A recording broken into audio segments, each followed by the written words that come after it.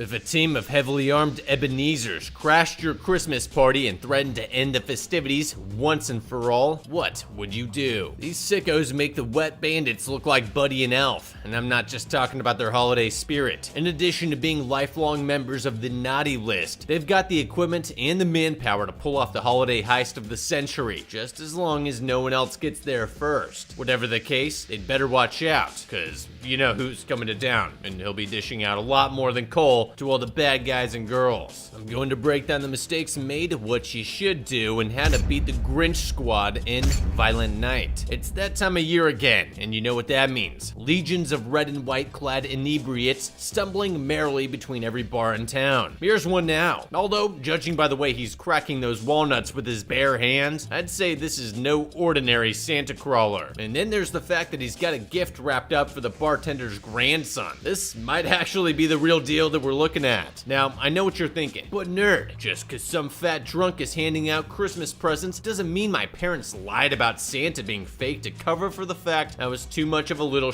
to get anything. And that's a fair point. There's just one thing. How do you know my grandson's name? How do you know I have a grandson?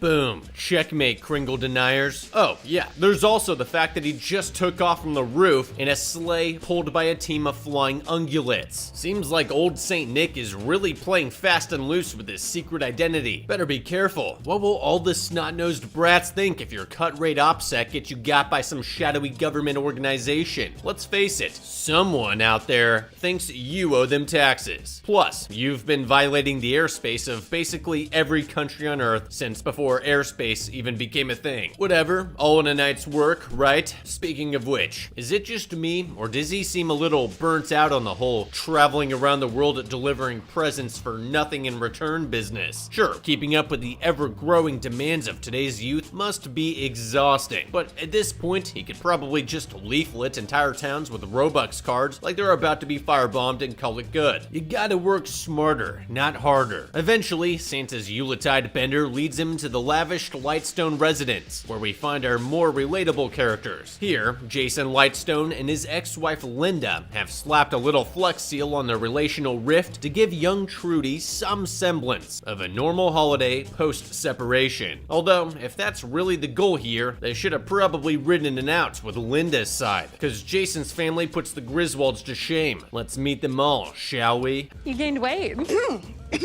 If I was on one of those planes, 9/11 would have ended with a bunch of terrorists skydiving over Connecticut. Yo, this is the burnt locker living that bling life. How endearing. I sure hope nothing horrible happens to all of them, especially not all at once. Of course, that only leaves the hostess and matriarch of the family, billionaire, business mogul, and four-letter wordsmith, Gertrude Lightstone. See, you can tell she's really materialistic by how she talks on her phone instead of greeting her loved ones. Dead giveaway. After what I can only imagine must have been the most obnoxious Christmas dinner in history, the revelers break off to unwind in various wings of the mansion, and that's when things get interesting, starting with the front gate. A mysterious stranger with no business being out here randomly showing up in the middle of the night. Better take my eyes off him while I use the phone, he thought before getting shot in the head. Oh, and it only goes downhill from here. I mean, you'd think a plutocrat security detail would become suspicious when the catering staff all randomly drop what they're doing and vanish at the same time. Then again, they say you get rich off the money you don't spend, and if that's the case, it would certainly explain why these rent-a-cops react like they got hired straight out of the nearest Chuck E. Cheese. For real, at least try putting up a fight. Most of you heard the bad guys popping off ahead of time, and yet, not a single one of you manages to squeeze off so much as one round in their direction. Nothing more pathetic than dying with a full mag. At the very least, the guards on the inside should have tried reinforcing the front door, or I don't know, maybe not stand right out in the open where they could get their rocked by a dynamic entry. Ultimately, the primary objective is to protect the client, not the property. So as soon as the shooting started, we should have had every surviving unit fall back to the package's location and escort her to the most defensible part of the house. As for calling in backup, the attackers had their inside man disable the landline and internet. But did anyone think to try 911 on a cell phone? Of course not. Which is why the Lightstones will be spending this Christmas at the whims of cold-blooded killers instead of ruthlessly vying for control over Mommy's empire. Although, I'm sure there'll still be plenty of that. Fortunately for, well, Gertrude, there's a hidden panic room that she can use to ride this mess out comfortably. Only it seems someone already beat her to it. You can call me Mr. Scrooge. Hilarious. Get him. I'm sorry, I think what you meant to say was shoot the visibly armed man obstructing our path to safety during a home invasion. You literally just delivered this scumbag a firearm by having a man charge in like that, and look at what happened. Seriously, Granny's Goon Squad is the polar opposite of trigger happy. They are straight up trigger depressed. If I had her money, I'd want my bodyguards to be like the ED-209 from RoboCop. Bonus points if they only spoke some obscure language, so my enemies couldn't even beg for mercy. With security taken care of, the attackers begin rounding up the Lightstones and mopping up any remaining members of the household staff. I guess it's safe to say the butler wasn't in on it this time around. And where's Papa Noel when all this is unfolding? Why, he's upstairs passed out in a massage chair. God. If this is his normal pace, no wonder people stopped believing. Good thing Mr. Scrooge's henchmen aren't running subsonics. Otherwise, our hero might have slept through the entire ordeal. Yeah, things aren't looking great downstairs. Time to phase shift our way back up the chimney in GTFO. We can land at the next house over and call for help from there. Only problem is, all of Santa's binge drinking seems to be keeping him from rising to the occasion. And to make matters worse, it sounds like someone's sweeping the second floor. Hey!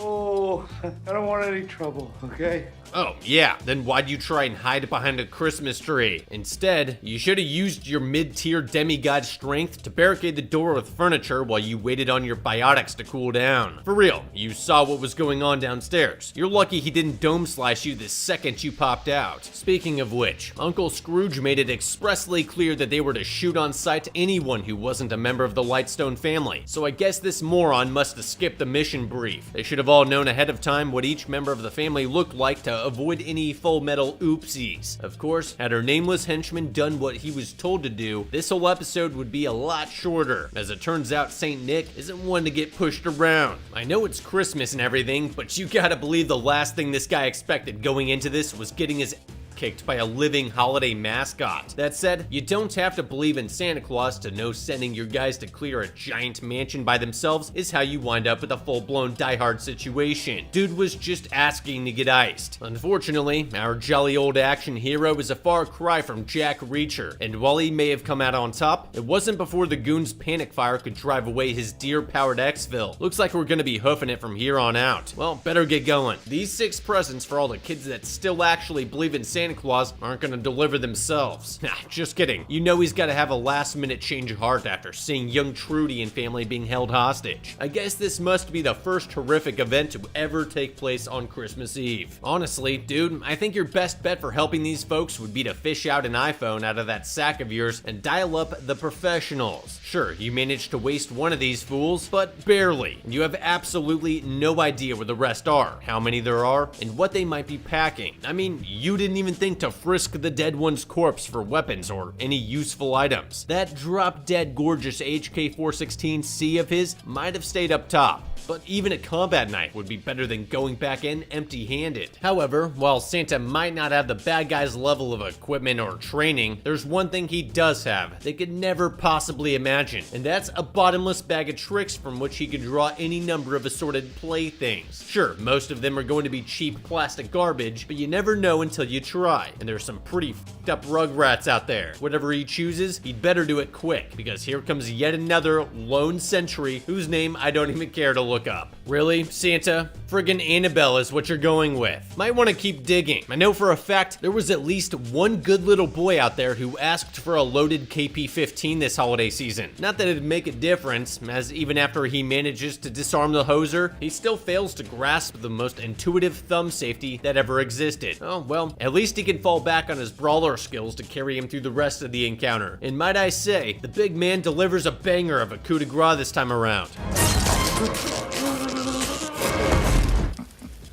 Nothing says Merry Christmas like the smell of burning human skin. Smells like victory. Okay, that was cool and all, but once again, we barely made it out alive. And this time we even sustained a few injuries in the process. If we're gonna take out the rest of these psychos, we're gonna have to think outside the box and take full advantage of our unique loadout. First of all, I'm taking the dead man's carbine and equipment and carrying it with me. However, as we work our way through the naughty list, we can stash any other weapons we find in our magic bag Fallout style until we're strapped up like a big fat drunk disgruntled Yuletide Rambo. And speaking of Santa's sack, that gives me an idea. Let's rewind back to this last fight for a second. You see how he reaches his whole arm into the bag while the henchman's holding it? Well, if it truly is bottomless, then who's to say we couldn't sneak up on these guys and cast it over them head first, leaving them trapped in a limbo-like pocket dimension for us to haul them back to the North Pole. From there, we could put them to work in the gingerbread mines, where they would toil ceaselessly without rest until their withering bodies inevitably succumbed to the freezing temperatures and inhumane conditions. And then we feed them to the reindeer. Wait a minute, what was I talking about?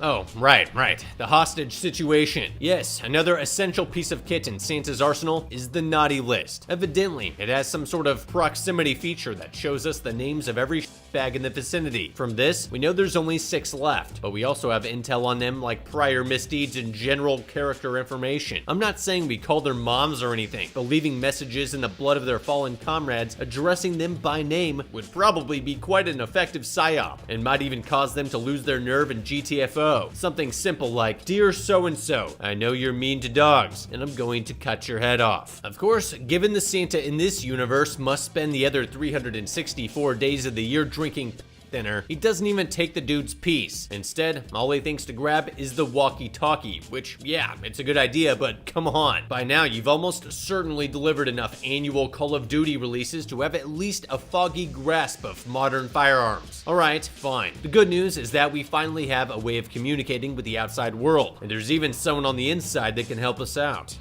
Can you hear me, Santa? Hello? Santa?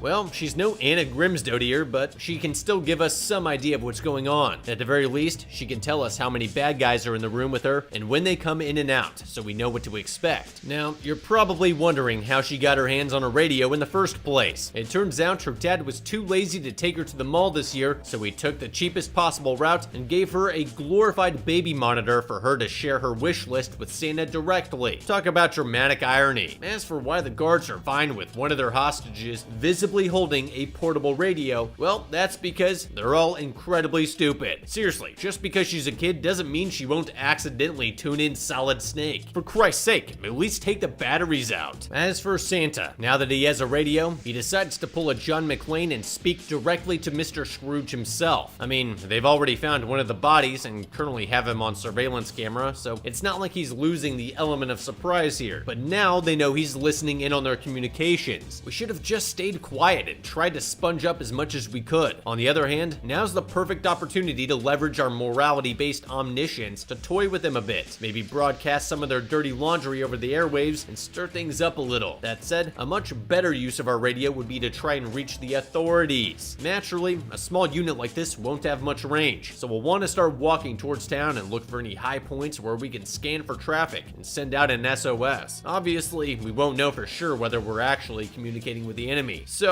we'll want to keep moving between each transmission and try to get her message out across as many channels as possible. First things first, like I said before, Santa took some damage in that last bout with the baddies, and from what I know about Kringle anatomy, he's going to need more than a few sugar cookies to fill in that health bar. We should check the guard shack to see if there's a first aid kit lying around. I'm definitely not a doctor, but from what I saw during the fight, his injuries are fairly superficial, so even as little as a roll of duct tape or tube of super glue would probably tie him over for the rest of the night. Regardless of what we use, the last thing we want to do is dress our wounds back in the mansion where one of the bad guys could stumble upon us at any second. Oh, well, at least we get to check out all his bad Celtic tattoos while he patches himself up with Christmas ornaments and what is that, wrapping paper? Look, I know you're Santa Claus and all, but you think maybe you're taking the holiday shtick a bit too far with that one? What's next? Intravenous eggnog? Just tear off part of your shirt and use that. Meanwhile, on the other side of the house, Trudy manages to give her captors the slip and run off to the attic. Because apparently, maintaining control over a 7-year-old is more than a gang of hardened criminals can possibly imagine. And how do you think they address this situation? By sending a single member of their team to go look for her, of course. Never mind the fact that there's a festive vigilante out there hunting you down one by one. And speak of the devil, look who's back in action. Now would be a great opportunity for that Santa sack sneak attack I mentioned earlier. Nah, you're right, that'd never work. Better to just grab a length of dime store tinsel and go for the 47. Give me a break. You're honestly lucky that Santa statue gave you away and forced you to retreat before you actually went through with that nonsense. Unless that shit was made of paracord, best case scenario, it snaps the instant you put pressure on it, and then she stabs you straight through the eye socket. As for her, I'm not sure why she wouldn't just shoot out his legs and slap a couple tourniquets on to keep him conscious through the interrogation. Let's be real, you're not actually going to let any of these people go. They've seen all of your faces, and you've already smoked enough bodyguards and house staff to put your grandkids in jail. Anyone with a brain could tell you're just keeping them around to make sure you get what you want, and then it's out with the silver plastic. Ultimately, it doesn't matter, because the Mark corners himself almost immediately, prompting Mr. Scrooge to demonstrate his novel breaching technique.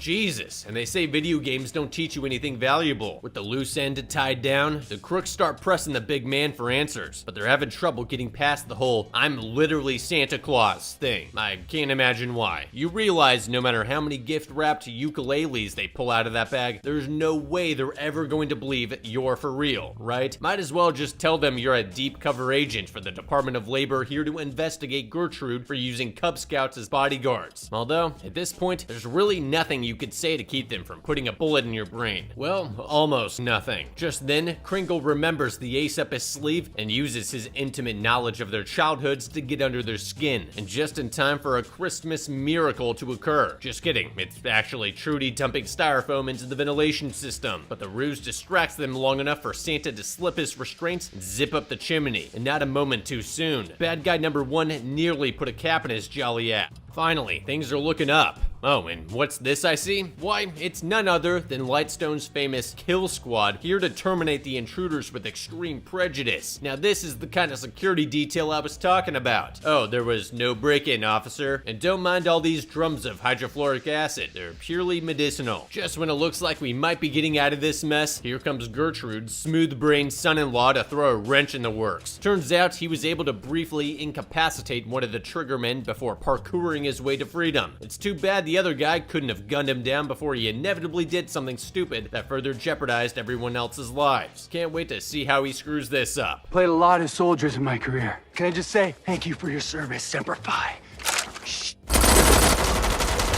Maybe these guys take their nickname a little too seriously. I guess that means the naughty list just got a whole lot longer. Kinda makes you wonder if Gertrude didn't replace Christmas bonuses with the Jelly of the Month Club. Whatever their motivation, these guys aren't screwing around, and it looks like they even brought a present for Santa. Surprise! It's an M240 Bravo. Just think, as you're forced to jump off a 2-story building while racing a machine gun, you could have simply walked a few miles through the snow and made this someone else's problem. Now you're trapped inside a tool shed surrounded by a team of elite mercenaries about to get down on some real life Ready or Not. One thing's for sure, it's gonna take a lot more than Christmas cheer to get Santa out of this one. If he ever wants to see Mrs. Claus again, he's gonna have to think back to his days as Nickamund the Red. And what better way to channel your inner Viking warlord than by smashing a few dozen skulls with a sledgehammer? Yeah, I'm gonna have to retract my previous comments about these guys being elite or even remotely useful. I mean, either Gertrude found these guys in the same Soldier of Fortune bargain bin as her in-house team, or we're looking at the third string Kill Squad, because this gang of airsoft LARPers could not clear a tiny home. Sure, I get Santa's had some kind of rapid onset spiritual renaissance that's brought him back to a time in his life when he wasn't just some bumbling altruistic drunk, but every single one of these losers is supposed to be a hardened killer, and not a single one manages to squeeze off a shot that's not directly into his own foot. Not to mention the morons that walk right past the giant giant wearing red and white before getting their brains knocked out. Unworthy opponents aside, Santa does straight up murder a dude using a sharpened candy cane, and I think every one of us would be lying if we said we haven't at least thought about something like that after whittling one down to a frickin' ice pick. Gotta give him points for that one. As for the cannon fodder, I gotta wonder why they would even go in there in the first place. Their orders were to kill the man, not take him alive. So they should have just propped the 240 on a snowmobile and filled that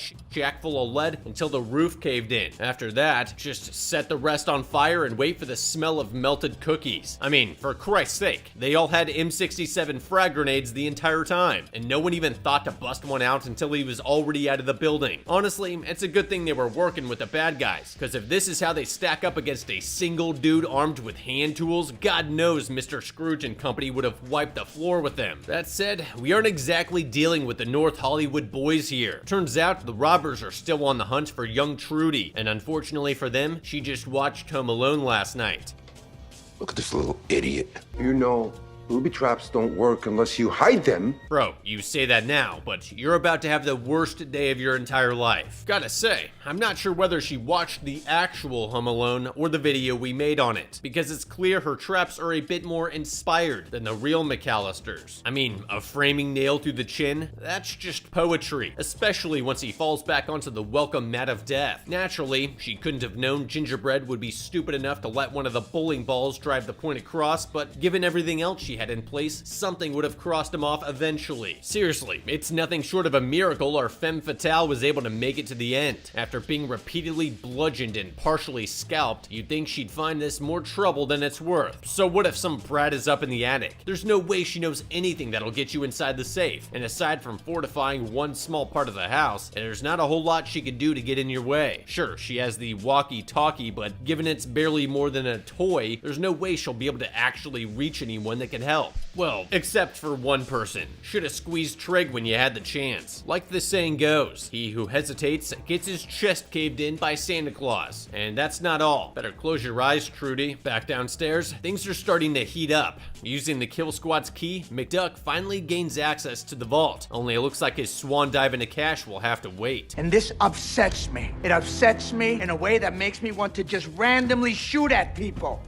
And try watching that troll movie. However, before Scrooge can get this party started, Jason breaks down and admits he swiped the money sometime the night before. And to that, I gotta say BS, dude. You mean to tell me this manlet moved $300 million by himself in a single night? That's over 3¼ tons of $100 bills. And this guy looks like he can barely lift up his purse. Also, it's cool that you're willing to take the aggro for your family right now. But Jesus Christ, man, you robbed your own mother on Christmas Eve. Santa's gonna give you an entire coal mine for that one. And sure enough, it turns out Jason wasn't lying about pulling the heist. He even had the nerve to stash it all in the nativity scene of all places. Unfortunately, what he failed to take into consideration is the very obvious fact that he and his family will be completely useless to the robbers once they have what they want, and that's bound to be bad for their health. Yeah, you probably should have lied and told them you already moved it somewhere off the property to buy your loved ones a little extra time while Scrooge's team followed up. Lucky for them, the one inept guard that was left with them to do the deed couldn't just mag dump into them and get it over with. No, he had to make it some kind of ridiculous game, which of course gave them time to Bugs Bunny him into confusion before beating his ass to death with fireplace tools. You know, as a family. And what perfect timing. Here comes Santa Claus with Linda's small daughter to check out the man they just brutally killed. I'm joking, of course. Trudy's well beyond traumatizing at this point. She's probably gonna wind up one of those people that cleans up crime scenes for a living. That is, assuming they make it out of here alive. Although given Santa's passing out H&Ks for Christmas, I'd say that's becoming a lot more likely. Anybody know how to work these gizmos? I think so. I used to hunt with my dad. Ordinarily, I'd make some remark about how blasting quail with your dad doesn't really translate to shooting it out with mercenary commandos. But given what we've seen from these guys so far, I'd say it's probably harder. I mean, check it out for yourself. She doesn't do half bad. At the very least, she creates enough of a diversion for jolly old Saint Nick to come in and start bashing people to death with his hammer. That said, with the amount of unused firepower left lying around the property, he could have armed Alva and Bertrude as well, along with, himself. Altogether, they might have been able to pin Scrooge and his men down before they could run off with Grandma. But no, don't even bother trying to harness modern weaponry. Oh, I'm Santa Claus. I couldn't possibly figure out how to just use an assault rifle, but here, let me just hop onto a snowmobile and operate it perfectly. Spare me. You've had hundreds of years to figure out what a firearm is, and over 60 years for the AR platform alone. Better get with the program before word gets out about your existence and Hans Gruber shows up at the North Pole. Now, you wouldn't have to have an in-depth understanding of current weapons or vehicles to recognize an obvious trap when you see one. Why the hell would the big bad be standing out in the open, literally daring you to run him down, unless he was planning on turning the tables somehow? The only thing dumber than falling for that was Scrooge himself tricking Santa into crashing when he could have easily just shot him off the snowmobile and been done with it. I guess what I'm trying to say is that you're both idiots, and I really hope that this nightmare ends with both of you dying horribly. Unfortunately, I'm rarely that lucky, and with Sid the Sloth dumping literally all of his ammunition, blind firing into nothing, before launching into hand-to-hand combat with a former Viking, I got a pretty good feeling I know exactly how this is gonna go. Whatever it takes,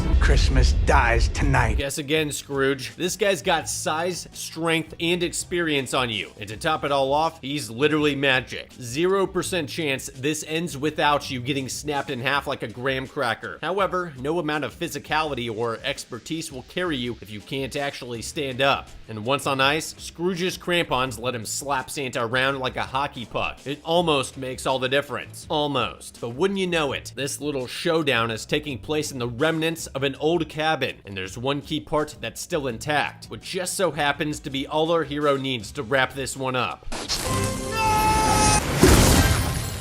Dang. That's actually a brutal way to go. It's not over yet, as there's still one last member of the Kill Squad left alive, and it turns out he's one of the only ones capable of actually living up to that title. Yeah, you feel that white-hot burning sensation through your chest cavity? That's life's way of saying, welcome to the future. So, is there anyone that actually believes this guy who's had less than 5 minutes of total screen time is actually gonna execute Santa in cold blood and go on his merry way? If so, you're probably wondering why he's just standing there doing nothing, instead of just slapping the trigger 5 or 6 times and getting it over with. Spoiler alert, it's so Gertrude can come out of nowhere and get the drop on him at the last second. Shocker, I know. If you legitimately did not see that coming, then this next part's really gonna throw you for a loop, because Santa, he dies. That's right, sad Christmas, and right in front of Trudy too. Doesn't that just make you want to sob uncontrollably into your popcorn? Except wait, it seems everyone's going around saying how they believe this random dead guy, who as far as they know, because they just got here, never did anything even remotely supernatural, is actually the real Santa Claus. That's right, grown adults were willing to admit out loud that this dude right here travels around the earth in a single night using a sleigh pulled by reindeer in order to deliver presents made by magical elves to hundreds of millions, if not billions of people. And they're not just saying it either, they absolutely believe this. You know how I know this? Because the power of their collective belief causes them to shrug off 4 center mass gunshot wounds and rise from the dead, possibly as a zombie. Nope, not a zombie. He's just regular Santa Claus again, at least for now. And with that, it seems that Christmas at the Lightstone house was saved, along with hundreds of millions of dollars they got by siphoning aid money away from a failed state. Merry Christmas, everyone. In the end, Scrooge and all his helpers wound up on ice, and we didn't even lose anyone we cared about. That said, the big man could have easily had the SWAT team on the way before the Kill Squad arrived, and given how pathetic these goons were, it probably would not have gone well for them. Of course, once he decided to take matters into his own hands, making use of captured enemy equipment along with his own supernatural abilities would have given Santa a massive tactical advantage over the attackers. And for that reason, I think the Violent Night was beaten.